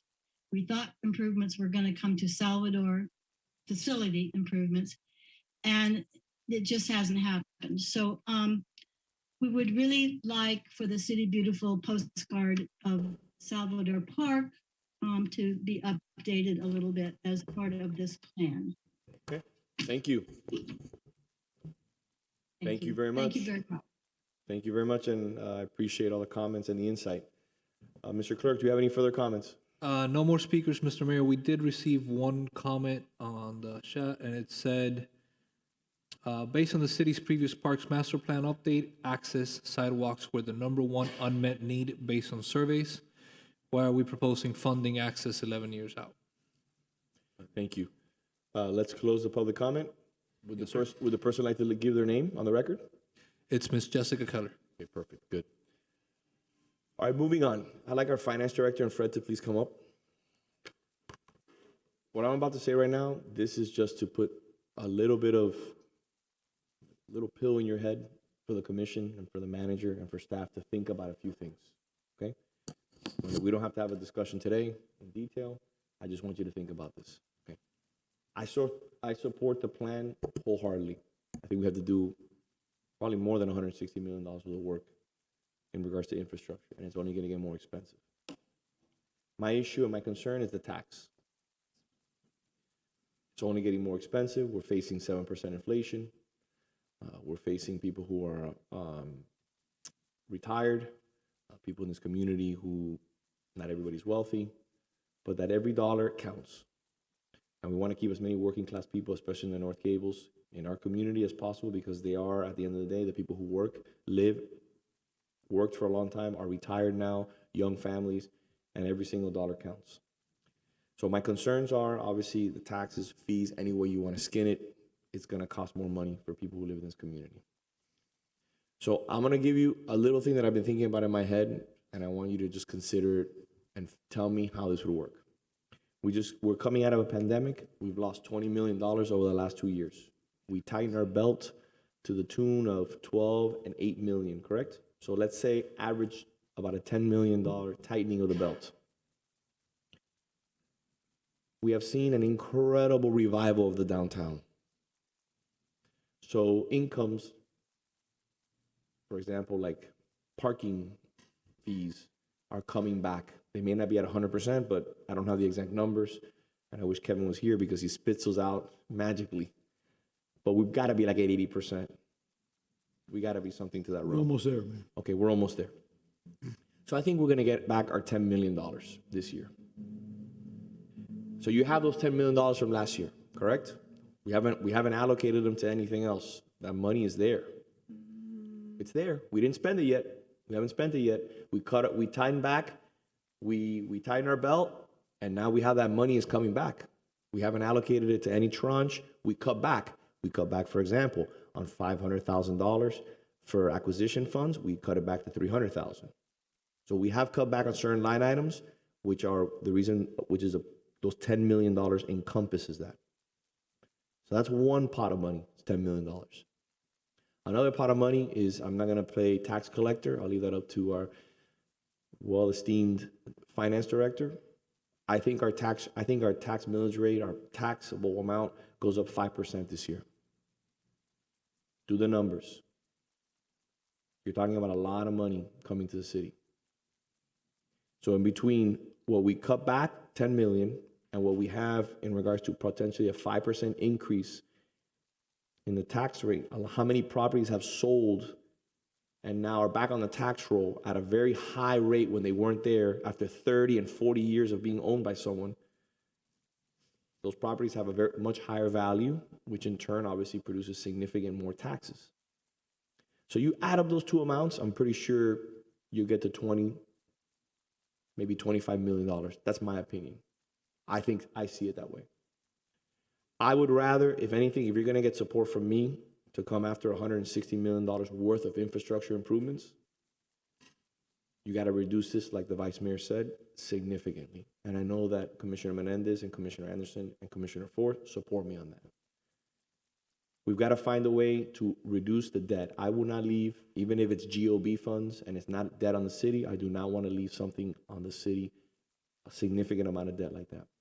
I also need further information, and I ask for my colleagues also to receive that information in a memo format. I don't want to discuss it here today. I want to discuss the Renaissance project. I want to understand how much of that money was used. Is that a GOB? Was that a GOB fund? Okay, but fine, but the money was used. I want it to be explained to my colleagues and to myself, every single last dollar. I have heard that certain funds weren't used. Certain funds are still available to do certain things. That's what I've heard. I'm just telling you, I don't need those answers today. Okay? But that was pretty significant. I heard it was about $25 to $30 million that were, correct? In total? In total, yes. It was about $22 million bond, yes. I don't remember what it was, but I guess Something like that. I guessed at 25 million, so I wasn't that far off. So I would like to have a formal memo in regards to where those monies are, how much is left. Is there any money left? Okay. I can tell you there's a litany of different things that need to be addressed, like street paving. My street hasn't been paved in 10 years probably. And we're dealing with a lot of issues in regards to that. And I would like for the finance director to tell me, like I said, about that belt tightening over the last 2 years, so we wouldn't have to let go of any employees, furlough any employees, cut back on services. Where do we get those $10 million? Show me where those $10 million are. I need to see where those $10 million are right now before we inject them back into the system and start spending those $10 million. Because if you tell me right now that, and you know that I'm a huge fan of parks acquisitions, if you tell me right now that we're not going to go back from $300,000 to $500,000 as a line item budget, and we do that across the board, I'm willing to sacrifice that money to continue having those $10 million on our side unspent. Why am I saying this? I'm saying this because I think that we can cut down the amount of the GOB issuance by potentially getting the upswing in the tax revenue along with the $10 million that we saved from last year. We had no other choice but to save because we didn't have the revenue coming in, which we will have the revenue coming in this year. One last point. Remember, construction planning, as a manager will tell you, takes years. I don't think staff has projects that are shovel ready right now to get started immediately. And if they do, maybe it's 1 or 2, max. Am I correct on that? Yes. Okay. So this will take, at a minimum, in between community input, which the entire commission is in favor of community input. Not 1 meeting, 2 and 3, and so is staff, obviously. Staff does a wonderful job, as always. Community input is going to take time. Hiring a consultant, hiring an architect, hiring an engineer. 1.5 years for projects to come online. 1.5 years, and that's being fair. Let's go 2 years. If I can find $25 million a year, I got $50 million. And I'll be chipping away at that number. And if I can get $25 million a year, maybe I don't need a GOB. Maybe I can get that money. Maybe I don't. I'm just putting it out there. I'm just putting it out there for my colleagues to think about this, to think about a way that we could potentially save money or properly budget ourselves in a way that allows us a little bit more runway to spend less and to potentially encumber less in the future. Those are the only points that I had. I am very excited about what you've done, how the finance director laid everything out, but I need a little bit more clarity. Because in certain cases, like certain residents mentioned, $48, $115 may not sound a lot to some of us, but to many in this community, it's a significant amount of money. It's a significant amount of money, and I want to be very careful. Just like, and I think that I'm speaking, I'm speaking for all my colleagues. That's all I have to say. Is there anything else you want to say? At this point, what's the timeline? And what do you need from us so that you can at the very least, continue down a path and include the residents, further input? Well, if you're looking at a referendum to be on the ballot in November, by, I think it's July 29th is the date that it has to be, all the language has to be on the ballot. That's our deadline. So right now we're at about it's a tight time schedule in terms of getting the community input and everything else. So, and due to the results of this meeting and the need for further direction, that's a tight timetable. I'm not sitting here going to say, yeah, we can, we can do it. I would like to say that we could, but it's a tight time schedule. So let's do this. If you'd like to have another meeting in 2 weeks, I'm willing to have another meeting in 2 weeks. That's perfectly fine with me. I have no issues meeting as many times as you need, but I need you to do me a favor. I need you to get me that memo explaining the Renaissance outcome and explaining the proposed tax upswing along with the $10 million for the last 2 years that we had to cut back to make sure that we could balance our books here. Another point that I wanted to make, that I forgot to make, and I have it here written down here at the bottom, is remember, just like the Vice Mayor mentioned, we're going to redo all these parks, just like Commissioner Menendez mentioned, harping over it over and over and over again about the poor conditions. Not your fault, but just the design, the way things were done. It's poorly laid out at the youth center. Once you spend the money and you build all these facilities, which look so good, they're so well done, you spend significant dollars in regards to not only materials, but also the infrastructure, and along with all the play structures, something comes next, and that's called maintenance. So we better make sure that we're budgeting, because the prettier they are, the more they cost to maintain. So we better make sure that that $1.8 million that you say is a line item, a lot of it's going to go to maintenance and not new projects. Correct. Because as a result of all this additional new construction is going to result in significant maintenance. So I want to make sure that it's accounted for in whatever we move forward, GOB bond issuance. So can you have me that memo, those two memos broken down in the next week? 2 weeks? Should be able to. 2 weeks or no? We should be able to, yes. Okay. I would like that directed to the commission, please. Thank you. I was going to suggest that instead of having another sunshine meeting, is Commission come back meeting? at a commission meeting, because since you can't take action here, Fine. they're stopped in terms of next steps. We can do it. We can do it at the 8th. Yeah. We can do it at the 8th at 5 o'clock after the commission meeting is done, so that people can make sure they can attend if they want to attend. And I will ask, if I may, please, again, staff did a great job. And yes, we did have to postpone the previous discussion in regards to our community recreation master plan, the meeting we're having today. But it was a simple postponement as a result of certain members of the commission that couldn't make the meeting, and that's perfectly fine. But we will continue this conversation, and we'll have a second meeting, and I'd like to have it after commission at 5 o'clock. I would like for staff to make sure that we send an email to all the residents in the city with a Zoom link in the email so that everyone can participate and engage as much as required. So, Mr. Clerk, can you? Mr. Mayor, just to be clear, we can include it in e-news, but we don't have the emails to all the residents in the city. You have probably about 20,000 emails that I think. E-news, yeah. That's Yeah, what, so 20, that's what I'm saying. What I mean, again, I would love to have every resident. I would love to have every resident. I know that we don't, but we can do what we have. Okay.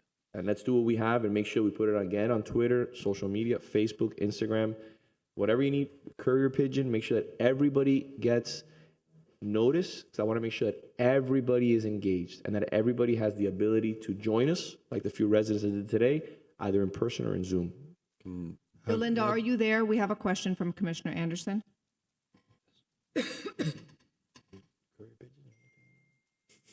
Like 5 o'clock. Does she still show? She still shows on Zoom. Okay, well, my question is it possible to here. build, is it Hello, I'm possible? here. Is it possible to build in a hardship exemption for low-income residents? They apply, they show they qualify for a certain amount, so they don't have to pay the 48 or whatever dollars a year. There's some because it's a exemptions hardship. already set in for, I think, seniors and for widowers, so we might be able to, She means for the bond payment. oh, for the bond payment. Yeah, No, but it'd be, but that's we an could- assessed value reduction. I'm talking about on this bond payment itself.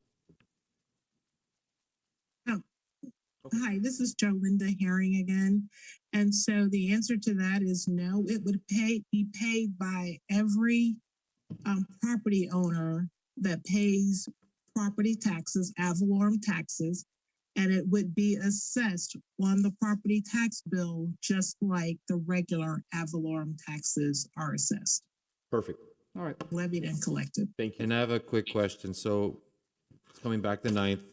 At that point, we can zero in on the issues, the questions the mayor had, and then what we discussed in terms of priorities, instead of, redoing the whole. We'll have a prioritized Focus. list of parks and If you projects could from just- 1 to Yeah, as 30. many as you can. And again, I just want to reiterate, I absolutely agree with the residents who say, if we put it on there, I think we have to deliver. 100%. You can't do, like you said, you can't bait and switch. Yeah, because to me, otherwise it's like a bait and switch. So, again, I think the more you have on there, the more possibility is that Yeah. makes something happens that makes that difficult. So that's just another reason why I think we need to streamline it a little bit. Is there an amount that you want us to work off, like an X amount? I would, personally, I don't want to give you an amount. Okay. I'm just going to tell you that the amount the amount that's being proposed right now, we started talking about a youth center. Yeah. And then now we're transitioning to parks and landmarks, and I think it's a great idea. So all that work needs to be done. And for example, the water tower was used as an example. I drive by it every single day, and it pains me to see it in the condition it's in. It needs to be addressed. It does. It does. For example, they brought up sidewalks before. I know Mr. Diaz is working on sidewalks and connectivity in regards to the bridges that we're working on right now. And I know there's certain areas that we're missing sidewalks, and we have to get buy-in from some of the residents that we're working on that. But I can't support something, me personally, a bond of this significance. I think it's massive. And I don't think it sends the right message, especially right now. So I'm giving opportunities for staff and for my colleagues to find a way that we can tighten our belt for the next 2 or 3 years and potentially chop half of this in half. And I'm particularly concerned about the youth center, the dollar amount, because of the construction costs. I don't know how accurate that estimate you have that you've had for a bit now is going to be. It's not accurate. It's not accurate. probably I can already, tell you it's not accurate. I can probably tell you it's not already accurate. gone up. No, it's not, and it's not staff's fault. It's nobody's fault. No, I I'm agree. just saying, I'm putting it out there so people understand it, and I'm just saying it's not the construction numbers in the last. The manager can tell you in the last 5 or 6 months have skyrocketed because of labor and because of material shortages. So let's work on this and let's get back together after the next one. But I think an important point, really quick on that, just to put a punctuation on that. I think Commissioner Anderson's question/comment earlier, maybe obviously the youth center is a priority project for the city, but that doesn't mean it has to be the first project that we deal with, right? As we plan this out. Sure. Maybe we say, hey, listen, let's hold on the youth center for 3 or 4 years and see what construction costs look like then. Yeah. And maybe we're in a better place. And by the way, if I may add, just so you know, I mean, just the idea of producing DDs, design and development documents, and then moving on to construction documents, it's going to take 6 months, 8 months, 9 months. It's going to take a process. 4 years. And the construction could potentially take 2 years. I don't foresee that being where you start with this for that reason. Because, and the other reason is because if you're off, or if costs, or if you're over on a $2 or $3 million project and you're over by $500,000, you're over. But we can deal with a $500,000 overage. On the youth center, 20%. You could be over $15 million, and now you have a real issue. So it's just because it's the big ticket item, we have to be particularly conscientious of it. And so we just think about that as you phase this out. Again, it's clearly a priority, but that doesn't mean it has to be the first thing in line. And nobody has a crystal ball. Yeah. This could be the new normal. Or it could go back significantly once there's more labor in the market, once we've corrected the issues in regards to supply chain, and once you have a little more tranquility. But if you've seen, and obviously everybody's aware of what's happening today, you're only going to see more fluctuations in the market as a result of the global crisis that we're dealing with on multiple fronts. Fred, could you bring for that meeting top 10 priorities? That's a great list idea. them, and then a second 5, and then a second 5. That's a great idea. With that 10, a dollar amount is attached, and it gives a structure to sort of No, better understand, and hopefully that meeting, you are given direction. the answer is yes, but in terms of priorities, because right now we just had I'm getting kind of like mixed cross signals because You're the draft is priority, it my we're the final priorities, or is priorities. it because, is it the youth center it's a But priority? hold on, boy. But let me address that for you. I think we were getting Staff's priority? Okay, look, I want to see staff's priority. Okay. And I want to, because again, we may be big fans of the youth center, or we may be big fans of a certain park. Right. But I want to understand what staff tells me. Listen, Vince, for example, what Ms. Swank said, you have a facility that hasn't been touched in 25 years. It's in dire straits. That may be like what the vice mayor said. That may be a $2 million project. Yes. Okay. But that may be just as important because that has a lot of foot traffic. I want you to tell me and bring me up to date in regards to issues that I don't go to certain parts of the city every day. I don't go to Phillips Park every day. So I don't know. I haven't seen every nook and cranny. I don't know. I visit more parks, for example, in my neck of the woods, around University of Miami, around the youth center, because that's where I'm more familiar with. Great. There's going to have to be multiple more discussions on Yeah, this. sure. And it's I think- okay. I think what we're looking for at the next meeting, like we need a menu, and then we can tell you what we want to order. I will give you the menu. And we just need that as best you can. It doesn't have to be perfect, but so we have an idea of how to, Correct. try Understood. to slice this. Besides the 10 and then the next 5, could you also at that time, because structure is important, at that time, could you let us know when you propose to have community meetings scheduled? Obviously the 9th. I think it's important to lay out as much structure as we can, otherwise we keep on spinning our wheels and we push it from one month to the other. You're saying community meetings about the referendum or Yeah, about? their presentation to the public. Right. Like the. I think we What need to would be make a our decision proposed first. schedule if we? No, but at if we least got set, direction, what at our least set proposed schedule would some be? tangible dates so that we understand if we go in a certain direction, what you're going to do after that. Absolutely. Well, I'm gonna tell Commissioner, you, I'm gonna we tell you do one not- thing. I'm sorry, Commissioner. I'm sorry. Go ahead, No, Commissioner. please. One of the things I'm gonna be looking for, like when Salvador Park was put online, it became enormously popular all of a sudden, and it did take pressure off of some other parks. So if there's that expected high demand, it will weigh in, at least on my decision, as to which one to prioritize. If you can envision the type of demand like Salvador Park would garner. Yes, and it'll be based on the improvement, and also with time, all parks, especially when they're new, the demand is high. Like we were talking about Betsy Adams, it was packed from the day it was opened, and it'll fluctuate a little bit, but yes, we can tell you what the impact will be on, and based on the improvements as well. Thank you. Thank you. And do address what the mayor said about the $10 million in prior budgets and how we should look at that, or, we don't have to talk about that today, but I think we need to address that. Well, I believe that we have a list of things that we need to address. One is the Renaissance Project report on how the money was spent.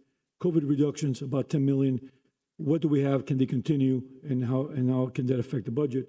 We've got our real estate tax increases. How does that affect our budget? We have mayor of the maintenance of parks and the maintenance of our new infrastructure, which will be more money for sure. And I bring that up because I don't want to put more stress on the employees. I don't want to put more stress on the manager and the finance team. I want to, we need to get ready, because if we're going to do this and we're going to move forward in this direction, there's going to be a significant dollar amount The more infrastructure you add, to maintenance. the more infrastructure you add, the more maintenance you have. I mean, that is an issue. We will email it to all residents we have and get it and make sure it's out there. We'll look at the hardship exemption, and we'll look at the top 10 and a menu. And then we will provide some community meetings and dates, because we have a very tight schedule.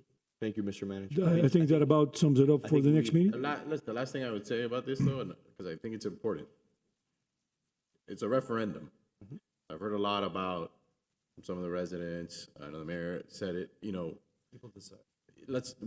I want to get this. I want us to be responsible in getting this to a point that we at least think is reasonable, and then allow residents to make a decision, by voting on it. And the concerns about people's incomes, of course, we're sensitive to that. But that's why it's a referendum item as well. And from what I've read about other referendum items of this nature, I think you'd be surprised. I think actually sometimes the lower dollar value properties use park systems a lot more than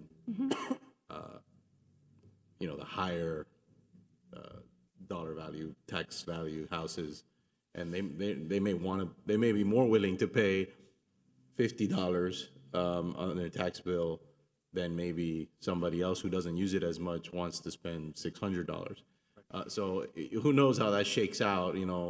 That's a hard thing to predict, but at the end of the day, give people an opportunity to decide. And maybe we want to talk about what the threshold should be and I don't know what leeway there is in that. Like maybe if it's a 51-49 type of thing, maybe we're not there, but maybe if it's 55, then we're, maybe we gotta, those are maybe things we can talk about. Maybe it should be 60% or 55%.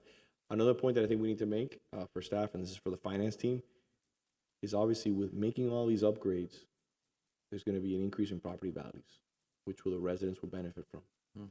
So we need to make that very clear, and maybe we could speak a little bit about that. Because again, like I said, I'm not in favor of it at this current, about the current numbers I think are a little bit above what I feel comfortable with. But there are a lot of benefits to moving forward and always continuing to revamp and beautify the city. There's a correlation between property values, more trees, more parks, and a lot of things. So I want to agree totally with the mayor. And it's important to let folks understand exactly what the mayor said, that the community's going to benefit from your plan. So I know we're talking about a lot of, what people have to pay and the numbers, but I don't want the community to lose sight that this is for the community. And at the end of the day, the community will make the final decision. I agree completely. And maybe we look at it, maybe it's not a 20-year GOB, maybe it's a 15-year, maybe it's a 10-year. I know the numbers. And then it'd be more expensive. I We could go 30 years if obviously. we wanted to, and then it'd be cheaper, But I mean- but it's also pushing it 30 years. Right, so. But the reason why I bring that up is very simple, is because I don't want to walk away here having accomplished all these goals and left a bunch of debt in my wake. And that's just a problem for me. That's the way I live my life. Maybe other people live it a different way, but I live my life in a different way. So, Commissioner? It's a wise way. If there is any statistical evidence on increased property values, I'd like that to be, you bring in a world-class park into a city, I saw the look on your face. It may not exist. I have a habit of asking for things that don't exist, so. I think it's a great request, by the way. We will have added that to our list. We might have something. Okay. Our Recreation Association is working on something called an impact calculator. Fred, Google, Google works magic. You put it in there and it spits something out that you never expect to find. Hey, look, here's a study. We're looking at what the worth is. It's actually been an initiative of our state association. It's called the impact calculator that looks at the impact of what parks bring to the community. So we'll look at that. Excellent. Thank you. All right. Well, listen, meeting adjourned unless there's anything else that needs to be said. Thank you. Thank you for everyone's participation. God bless.